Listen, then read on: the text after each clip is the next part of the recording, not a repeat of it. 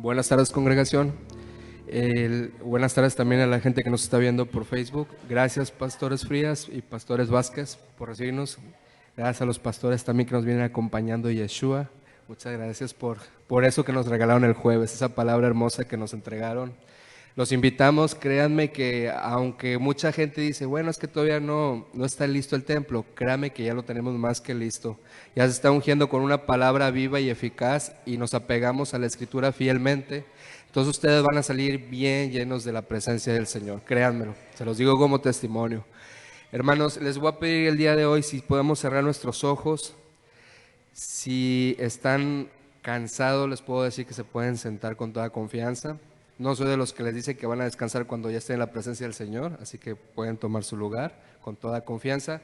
Cerremos nuestros ojos y vamos a orar lo siguiente. Señor, esta hermosa tarde te pedimos que nos liberes de toda opresión, de todo pensamiento que nos distraiga de la palabra tuya.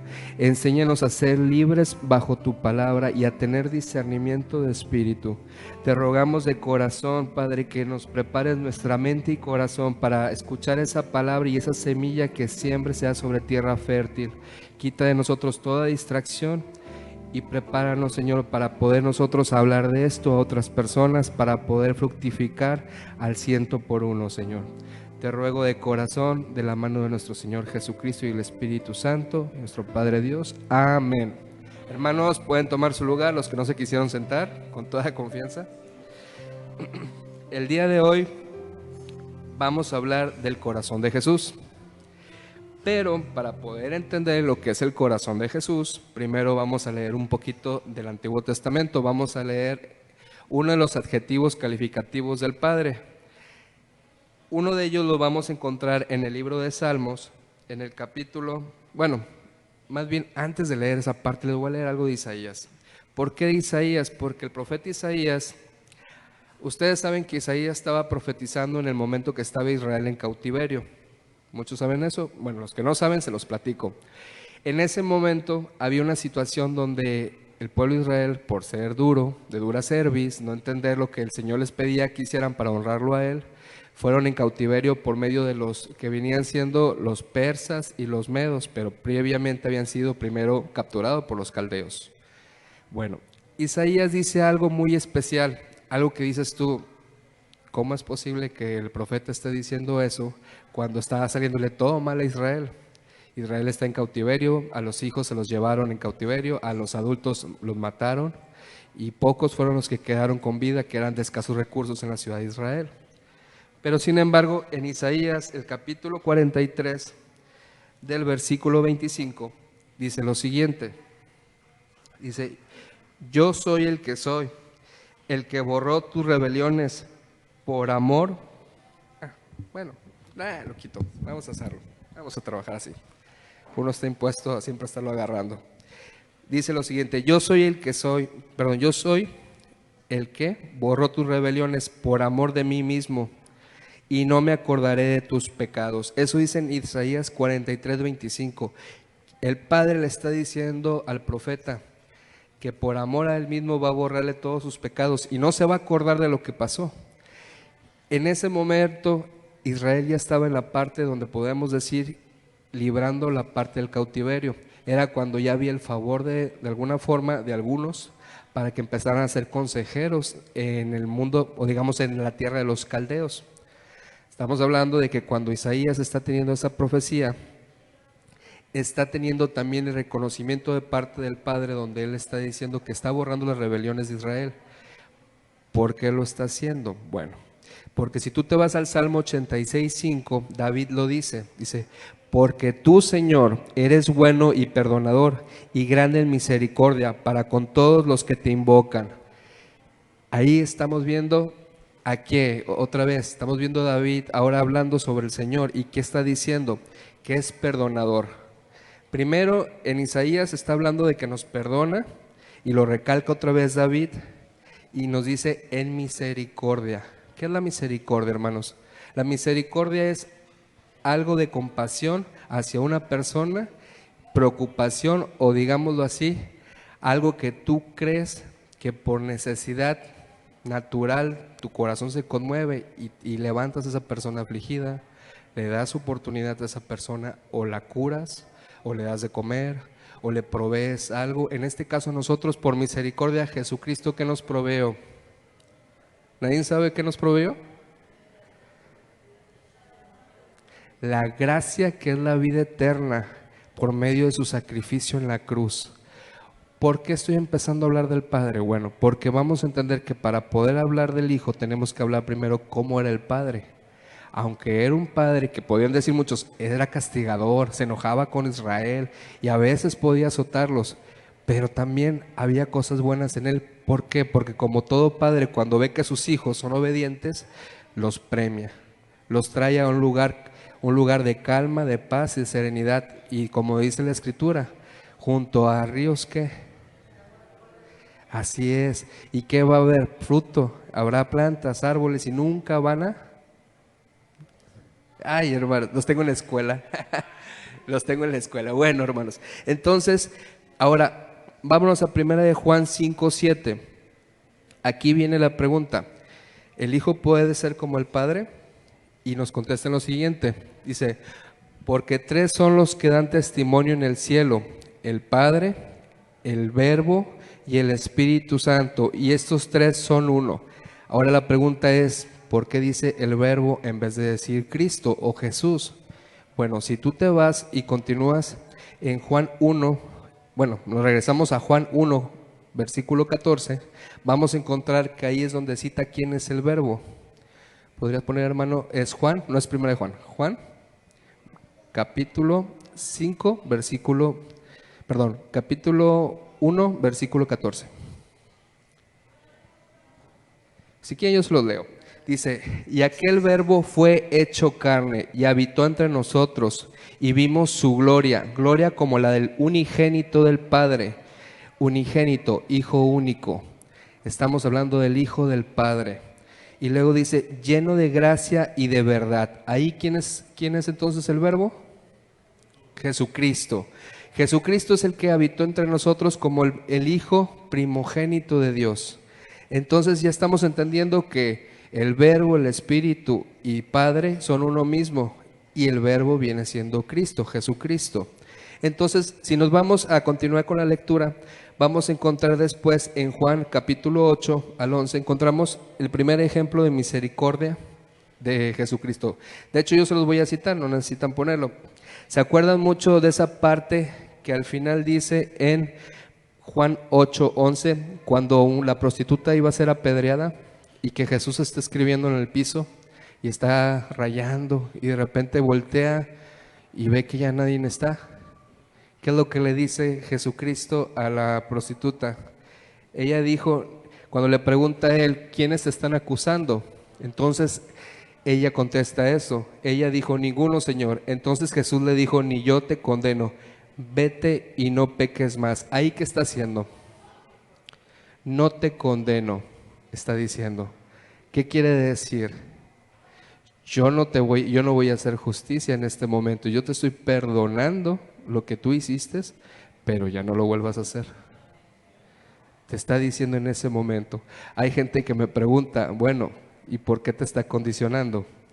Si nos fuéramos a otra historia, bueno, primeramente, no sé si han escuchado la historia del estanque, que ayer estábamos platicando, y yo le decía a un hermano, hay veces que Dios, Jesucristo, hace un milagro de sanidad, y la persona, bueno, no a veces, todo el tiempo hace milagros de sanidad, hace el milagro de sanidad, y de repente la persona fue sana, y gloria a Dios, ya está, como en el ejemplo de ese del estanque, el paralítico que carga ahora sí que su propio lecho y se va caminando y lo regañan. Le dice un fariseo, oye, ¿por qué estás cargando esto siendo que es un día de descanso?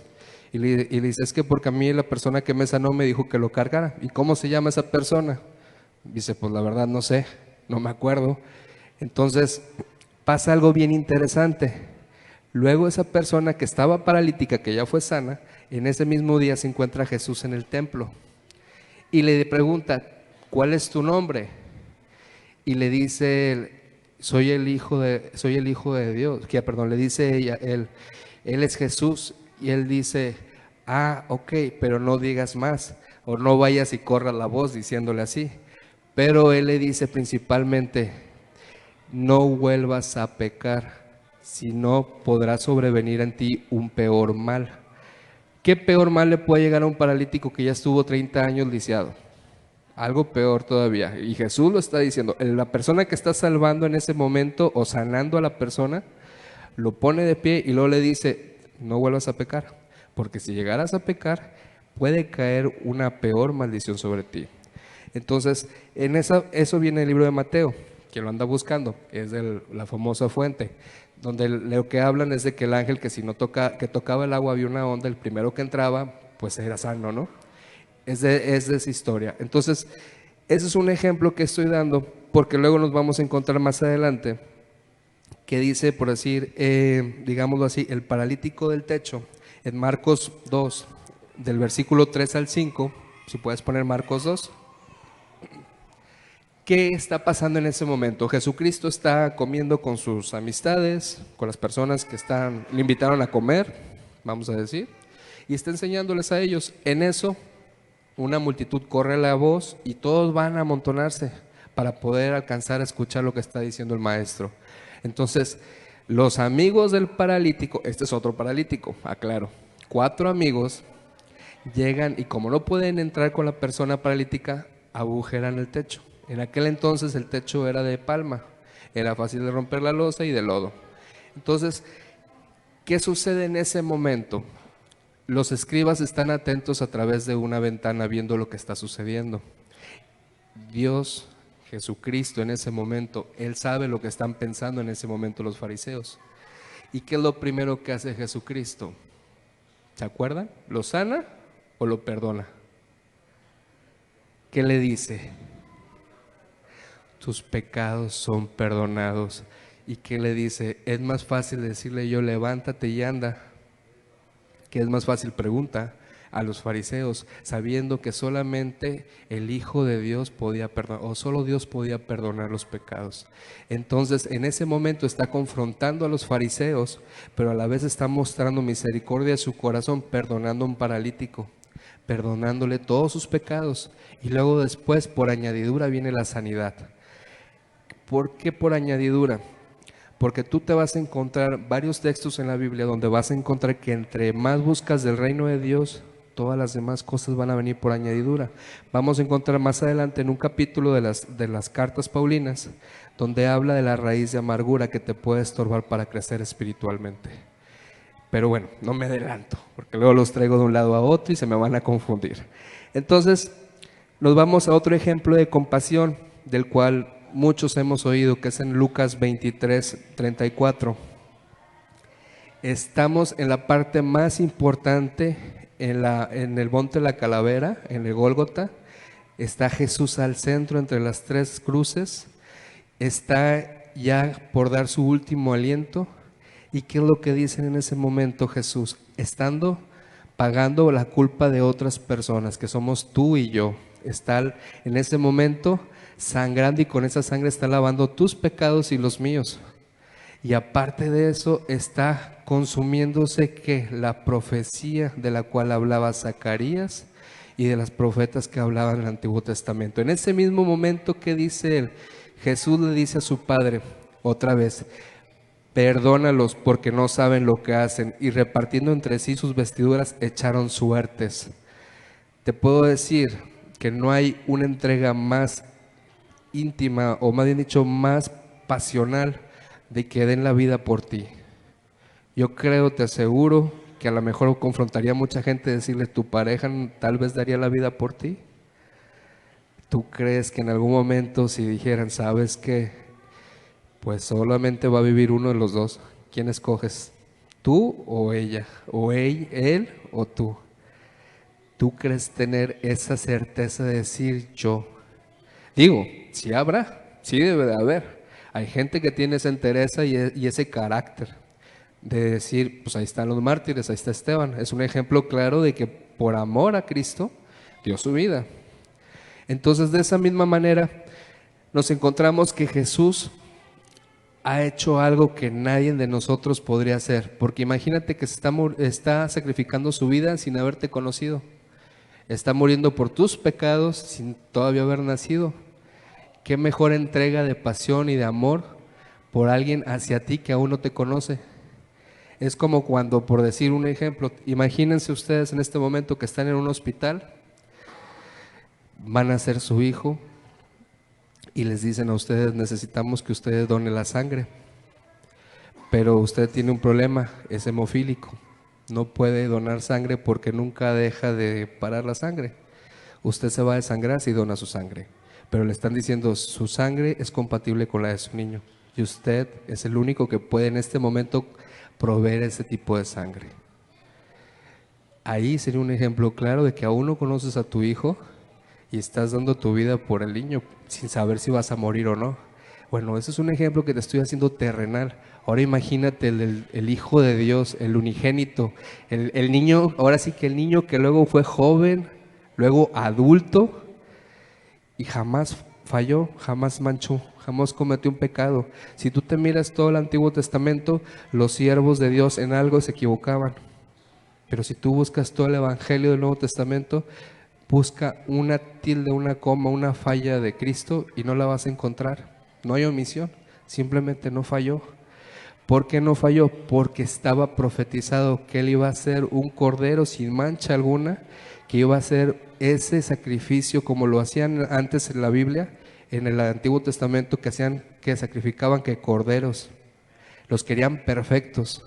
Ese macho que no tuviera mancha, imperfección, que tuviera la altura y fuera robusto. Bueno, Cristo se tuvo que guardar por esos 33 años. Se estuvo guardando, bueno, 32. Se estuvo guardando para poder hacer el sacrificio por ti y por mí. ¿Qué te puede costar a ti, por amor a lo que Dios hizo en tu vida, voltear a tu lado y decirle a la persona: perdóname, perdona estas faltas que pude haber cometido, o sabes qué, te perdono? Ya no te estoy diciendo que tú, porque hay mucha gente, te puedo asegurar que de aquí el 75% de la congregación, incluyendo los que nos están viendo, les hicieron algo. No es que ustedes tengan que pedir perdón, es que ustedes tienen que perdonar. Y es algo muy complicado y caótico para uno. ¿Por qué? Porque tenemos muchas justificaciones y las tendrás y dirás: son válidas, pero recuerda que el Evangelio es para locos. No es para la gente que piensa como el mundo, es para la gente que tiene una mente de Cristo, es para la gente que tiene el corazón como Cristo. Y ahorita te estoy dando ya 3 ejemplos: un paralítico, una prostituta y un sacrificio de vida, donde Jesús perdonó los pecados de las personas, afrontó las consecuencias por otras personas y luego todavía, para colmo, dejó su presencia a través del Espíritu Santo. O sea, ¿qué más quieres? ¿Qué más te falta para poder empezar a pensar como Jesucristo pensaba y tener un corazón como el de Jesús? Ahora dices tú: es bien fácil decirlo, el que está aquí enfrente predicando. Mira, te voy a poner un ejemplo donde nos dice Jesucristo, bueno, lo dice Pablo a los Colosenses, en el capítulo 3, inspirado por el Espíritu Santo, dice lo siguiente. Y ese es un consejo para ti y para mí, en general. ¿Qué dice ahí? Si pueden, bueno, se los leo yo. Dice: soportando unos a otros, soportando, no dice amando, dice soportando. Mucha gente dice: con todo respeto, suegra, pero ¿qué es el versículo de la suegra? Pero no es así. Soportados unos a otros, perdonaos unos a otros. Ahí ya dijo, primero soportar, después perdonar. Y luego dice: si alguno tuviera queja contra otro, de la manera que Cristo, ¿qué nos perdonó? ¿Cómo nos perdonó? Se los acabo de decir: muriendo por ti y por mí en la cruz. Así nos perdonó. Para que podamos entender esto, tendríamos que entender primero qué fue el perdón de la cruz. Por eso se los estaba diciendo en este momento. De la manera que Cristo nos perdonó, así también, ¿hacerlo quién? Nosotros o vosotros, como ustedes gusten decirlo. Entonces, nos vuelve a dar otro consejo y ahora se lo da a la iglesia de Éfeso. Eso de perdonar no crean que es de ahorita, ¿eh? Eso ha estado en todas las iglesias. Lo dice en Éfeso capítulo 4, el 32. Dice: antes ser benignos, o sea, antes ser buenos, unos con otros, misericordiosos, perdonándonos unos a otros como Dios también a nosotros en Cristo. ¿Qué acaba de decir ahí? El pacto que hizo Dios contigo y conmigo fue por medio de Cristo. Si Cristo no hubiera estado en esta, digamos, fórmula, ni tú ni yo seríamos salvos. A lo mejor estaríamos buscando, por medio de la Torá, hacer las cosas para agradar la ley, si es que nos queremos hacer judíos, o estaríamos con alguna otra doctrina. Cristo es la razón por la que tú y yo tenemos que entender cómo podemos ser mejores cristianos. Si Cristo no estuviera en la fórmula, nosotros no sabríamos qué es la misericordia y cuál es el perdón. Entenderíamos lo que dijo David, tal vez, pero también estaríamos diciendo, el Señor es justo, misericordioso, pero también es. Mucha gente nos lo dijeron cuando nos pegaban, con todo respeto, ma. En algún momento cuando te tenían que exhortar, que decían, bueno, te portaste mal, mereces un castigo, y te citaban un texto. ¿Qué texto citaban? Las mamás de aquí me lo deben de saber, y más las de la vieja escuela. ¿Qué decía? De hecho, hay una anécdota, eso ya es una anécdota de mi infancia. En mi casa, pues éramos de otra doctrina, pero enfrente de mi casa vivían unos amigos, eran 3 varones y una mujer, la mayor era mujer, y ellos están bien metidos en la iglesia, bien, todo el tiempo desde su infancia crecieron en el Evangelio. Gloria a Dios que hicieron eso. Pero ellos siempre que hacían alguna travesura, porque con los que yo me juntaba, pues era el mediano y el más chico, y eran bien traviesos, bueno, más el mediano, a lo mejor me está viendo ahorita. Tanto es así que pues, lo tuvieron vetado en mi casa por varios años por una avería que hizo. Pero bueno, después creo yo que el Señor tocó el corazón de mi mamá y lo perdonó. Bueno, ellos tenían una tablita, así, más o menos como unos 50 centímetros. ¿Qué creen que decía la tablita? ¿Alguien se sabe? Es un proverbio. ¿Mande? Bueno, y aparte tenía un texto que decía del Evangelio, Dios es amor.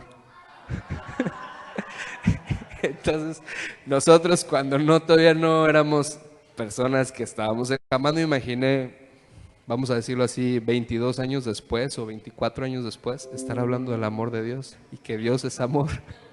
Algo con lo que antes bromeábamos con la tablita que me lo sonaban bien y bonito mis compañeros, mis amigos. Entonces, bueno, viene el siguiente proverbio, viene el proverbio 3:3, que yo creo que ese le debió haber escrito mi compañero, mi amigo, del otro lado de la regla. Dice, nunca se aparte de ti la misericordia y la verdad, átalas a tu cuello, escríbelas en la tabla de tu corazón. Pues de perder las hubiera escrito en la tabla de donde le pegaban, ¿no? Hubiera tenido su mamá más misericordia, hermana Cuquita, Dios me la bendiga. Entonces, era algo lo que constantemente me daba la cabeza vueltas y dije yo, mira qué ironía de la vida, cómo me vengo acordando de esto. Entonces después, ¿qué es lo que empieza a aconsejar Dios? Dice, bueno, aconseja Cristo. En Hebreos 12:15 lo dice Pablo a la iglesia de Hebreos, dice, mira bien, no sea que alguno deje de alcanzar la gracia de Dios. ¿Qué es la gracia de Dios? Un regalo no merecido y exactamente, ¿qué es? El perdón es la salvación. Y dice que brotando alguna raíz de amargura os estorbe y por ella muchos sean contaminados. ¿Qué termina pasando muchas veces en cualquier sitio, sea laboral u organización? Cuando la persona se guarda esa raíz de amargura, el desprecio no lo hace verbal, lo hace no verbal. Y termina la gente probablemente influenciada y terminas, al último no sabes ni por qué te cae mal esa persona, porque tú nada más le seguiste el caso a la comadre o al compadre, pero tú no sabes ni siquiera qué pasó ahí. Y es esa raíz de amargura que viene a estropear que la armonía del lugar donde ustedes están conviviendo, trabajando, viviendo, porque eso pasa en las familias, eso nos pasa a todos. Hay una alta tasa, vamos a decirlo así, que las personas que buscan más de Dios a servirle tienden a tener este tipo de conflictos mayormente con su familia. Y te digo algo, hermano, no estás solo. Y no es porque haga una organización y que diga lo que callamos los siervos, no, nada de eso. Lo que yo te digo en este momento es que, salud, el Señor ya lo tenía, digámoslo así, ya sabía que iba a pasar eso, porque ya estaba profetizado. ¿Por qué? No porque sean los últimos tiempos solamente, sino porque en algún momento nosotros buscamos el buen camino, pero otras personas son usadas para estorbar en ese buen camino, para que tú tengas una raíz de amargura y perjudiques a tu entorno. Y principalmente te voy a decir qué es lo que pasa: dejas de crecer espiritualmente. Entonces hay que buscar, si tú quieres vivir la gloria de Jehová, la gloria de Dios, tienes que buscar de alguna forma evitar estar en una situación que te está contaminando. Diríamos en la actualidad, no, de muchos sean ¿qué? Tóxicos, vamos a decirlo así. Deja de estar en un ambiente tóxico. ¿Por qué? Porque te va a distraer de escudriñar la escritura, de orar. Te aseguro que si estás orando en ese momento te vas a acordar de lo que te hizo la persona y te va a estorbar. Eso es un estorbo. Otra, quieres hablar de la palabra, pero llega esa persona que te cae mal y te interrumpe porque no, en ese momento no quieres ya hablar porque está esa persona presente y te quieres apartar. ¿Ves cómo te empieza a estorbar? No puedes evangelizar, no puedes orar y te estorba para aprender. Entonces, por ello te está diciendo en ese momento en Hebreos 2, en 12:15 dice eso. Dice, mira bien, no sea que alguno deje de alcanzar la gracia de Dios, que brotando alguna raíz de amargura nos estorbe. Ahora, ¿qué te dice después en Hebreos capítulo 8 del 12 al 13? ¿Podría poner, hermano? Voy a citárselos. Dice, porque seré propicio a sus injusticias y nunca más me acordaré de sus pecados y de sus iniquidades. ¿Quién decía eso al principio cuando se los leí? Isaías está diciéndolo. ¿Cómo lo dice? Dice lo siguiente, para que vean cómo se parece una cosa con otra. Dice, yo soy el que borró tus rebeliones por amor a mí mismo y no me acordaré de tus pecados. Y ahora acá está diciendo, porque seré propicio a sus injusticias y nunca más me acordaré de tus pecados y de tus iniquidades. ¿Qué está diciendo? Está hablando de lo mismo, pero distinta persona. En una está hablando el Señor por medio del profeta Isaías, en otra está hablando Pablo por medio de Cristo. ¿Ven cómo tiene concordancia? Decía un profeta, la profecía solamente tiene que ser confirmación, no debe ser invención. O sea, cuando alguien te va a decir una profecía es que ya estaba escrita y te la está confirmando, o tú ya habías orado por ella y te la están confirmando. Bueno, la palabra es igual. La palabra te está diciendo, Él te perdona y se le olvidan, y luego te dice, el Hijo de Dios te perdona y aún tus injusticias las avienta al fondo de la mar, se olvida de ellas. ¿Por qué digo el fondo de la mar? Porque los hebreos cuando decían que todas las injusticias que tú tenías, que Dios tomaba y las aventaba al fondo de la mar, era al olvido. Era como decir, ya jamás me acordaré de ellas. Por eso se renuevan que sus misericordias cada mañana. Bueno, ahora que sigue, continuando en el versículo 13, ese va para nosotros. Y va muy acorde a la palabra. Al decir que, ¿qué iglesia somos? Ha dado por viejo al primero, y lo que se da por viejo y se envejece. Entonces, hermanos, ¿ahí qué pacto está hablando? De la ley mosaica, del antiguo pacto con Israel.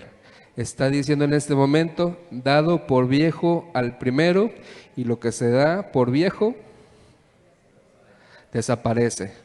¿Qué pasa en la casa cuando la ropa del marido es vieja pero no la quiere tirar el marido? ¿Qué hacen? ¿Qué hacen las mujeres cuando no estamos? Las desaparecen. Bueno, exactamente, vamos a entenderlo de esta forma.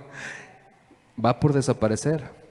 Mucha gente quiere vivir de acuerdo al comportamiento de la ley, digamos, mosaica o la ley antigua, pero nos damos cuenta que si tú eres una persona que cree en Cristo, tú vives de acuerdo al nuevo pacto.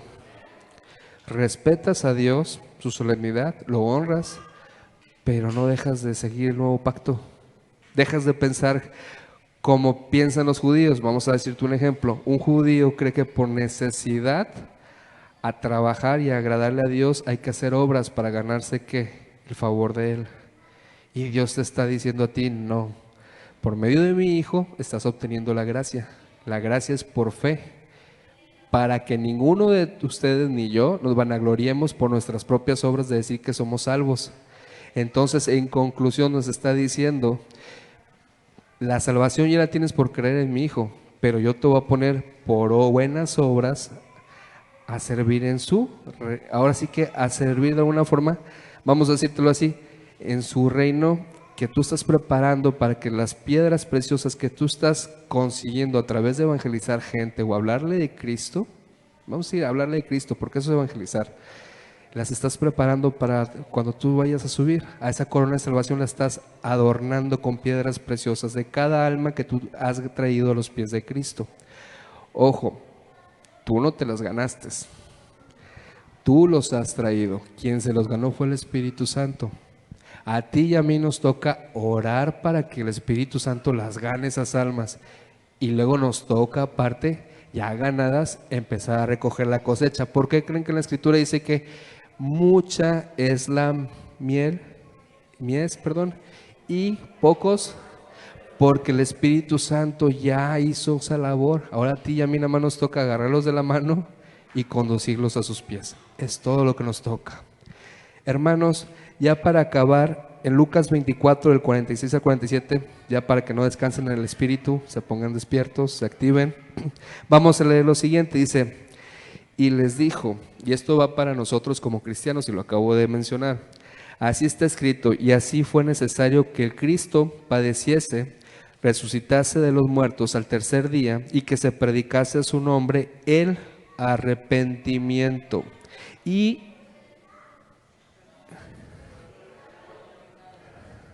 así está, a todas las naciones, comenzando desde Jerusalén. Nosotros somos un ministerio de perdón y de misericordia, y también de descanso en el Espíritu.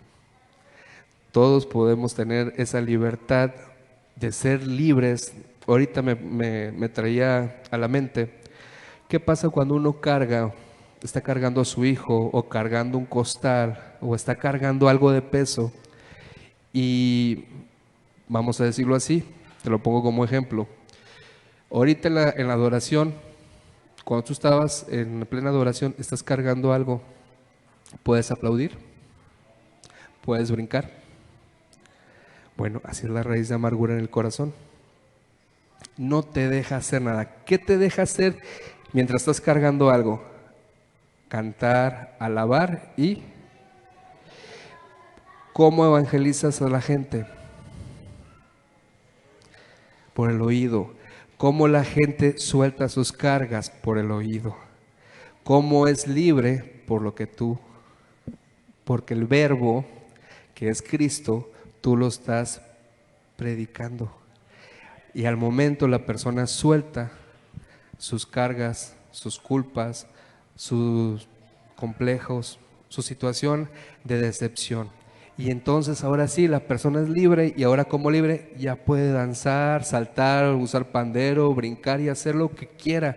De esa misma manera, así nos pasa a nosotros con el corazón. Cuando el corazón está cargando cosas que no hemos dejado atrás porque no hemos sido libres. ¿Por qué no hemos sido libres? Porque no hemos querido. ¿Por qué te digo eso? Porque tú ya conoces de Cristo. A ti ya te predicaron el Evangelio. Ahora te cuesta a ti soltar las cosas. La pregunta es, ¿cómo las suelto? Bueno, las sueltas cuando empiezas a entender que tienes necesidad de buscar de Él. Y por medio de la Escritura tú vas a encontrar esa necesidad. Y esa necesidad te va a enseñar a ser libre, porque te va a redarguir tu corazón. Y una vez de que tú ya redarguyes tu corazón y encuentras que si hay cosas que no has soltado en tu pasado, vas a empezar a sentir un mover y encontrar lo que es la gloria de Dios. Y tú te quieres mover en gloria, primero sé libre, para que esa gloria no vaya a venir a un lugar donde está duro como una piedra y no puede penetrar tu corazón. Porque realmente el Espíritu Santo se fortalece por medio de ¿qué? Del conocimiento en Cristo, en la profecía, que viene siendo la primera profecía, la Biblia. La Biblia es donde tú aprendes, entiendes, comprendes, analizas y meditas. Si tú haces esas 4 cosas con un corazón, digamos, cargado, se te va a hacer pesado y cargado. Te vas a quedar dormido, no vas a poder ni siquiera leer un capítulo, porque vas a agarrarlo como cuando eras niño y te decían, ¿tienes sueño? Vete a leer la Biblia. ¿No se los decían a ustedes? ¿Tienes sueño? ¿No tienes sueño, hijo? Bueno, agárrate la Biblia, léete Levíticos. ¿Sí o no? Imagínate, entonces de esa misma manera crecimos muchos con ese pensamiento. Yo fui de los que creció así. Pero te digo una cosa, una vez que aprendes a ser libre y empiezas a actuar bajo el corazón de Jesús, tienes la misericordia y aprendes a perdonar y a ser perdonado, porque también esa es otra. Tú puedes saber pedir perdón, pero no sabes reconocer cuando te perdonan. Y ese problema va de la mano con la soberbia. Cuesta trabajo entenderlo, pero te voy a decir algo. ¿Crees que no eres lo suficientemente bueno como para recibir el perdón? Y te autoflagelas tú y dices, no, es que aunque me perdonó, yo sé que estoy mal, yo fallé, hice esto. Estás teniendo conmiseración y eso también es una piedra de tropiezo para tu vida espiritual y para los que te rodean. ¿Por qué? Porque no vas a saber vivir en el Evangelio, porque sigues tú mismo aprisionado por gusto. Ahora sí que por gusto hasta la muerte te sabe bien. Entonces, hermanos, les digo en este momento que nos pongamos de pie. Vamos a hacer una breve oración. ¿Qué es lo que hay en nuestro corazón todavía que puede ser estorbo para nuestro crecer espiritual? Cerremos nuestros ojos. Hermoso Padre, te rogamos que tu Espíritu Santo sea el que se mueva alrededor de nosotros. Llénanos de tu Espíritu, tráenos el entendimiento por medio de tu presencia para el resto de nuestros días. Te ruego, Señor, que nos traigas no solo esa sabiduría que emanas de lo alto, sino que también nos lleves, Señor, a ese lugar íntimo donde nos vas a mostrar nuestro corazón y nos vas a reflejar qué hay en nosotros. Si somos de una forma sanos y limpios, nos fortalecerás. Pero si tenemos esas raíces estorbándonos, Señor, sé nuestro jardinero, sé nuestro labrador, Padre. Labra ese corazón para que quites toda esa hierba que ha sido del pasado puesta en posición de forma adrede, para que nosotros no crezcamos en lo espiritual. Enséñanos a escuchar más tu voz, enséñanos a leer tu palabra con anhelo, con agrado y con un deseo de seguir alimentándonos de ti. Y danos, Señor, la palabra fidedigna que es tu escritura para hablarle al prójimo de una forma correcta. Prepara nuestro corazón para lo que venga en nuestro futuro. Y, Señor, guárdanos en nuestras familias. Sé nuestro mediador. Protégenos ante los conflictos. Y que tu Espíritu Santo sea el que nos ayude a discernir cuándo son nuestras batallas y cuándo no deben de serlo, Señor. Tráenos una identidad de amor y de misericordia. Si en algún momento alguien de nosotros no tuvimos a un papá en nuestra infancia o una mamá, sé nuestro Padre, porque ese Padre misericordioso y amoroso, el que eres tú, papá, nos das el ejemplo de paternidad correcto. Nos enseñas a recibir tu autoridad, pero también nos aconsejas cómo vivir bajo tu paternidad. Te rogamos, Señor, que cada uno de los que estamos aquí presentes nos enseñes a hablar de la manera más amorosa al prójimo, para que esa persona venga a tus pies. Ayúdanos a tener mansedumbre ante los conflictos y ayúdanos, Señor, a tener una palabra concisa y precisa. Amén. Hermanos, doy lugar al pastor Frías para que él continúe.